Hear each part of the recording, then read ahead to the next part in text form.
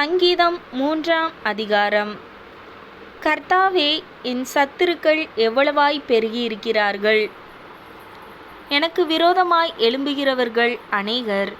தேவனிடத்தில் அவனுக்கு இரட்சிப்பு இல்லையென்று என் ஆத்மாவை குறித்து சொல்லுகிறவர்கள் அநேகராயிருக்கிறார்கள். ஆனாலும் கர்த்தாவே, நீர் என் கேடகமும் என் மகிமையும் என் தலையை உயர்த்துகிறவருமாயிருக்கிறீர். நான் கர்த்தரை நோக்கி சத்தமிட்டு கூப்பிட்டேன். அவர் தமது பரிசுத்த பர்வதத்திலிருந்து எனக்கு செவி கொடுத்தார்.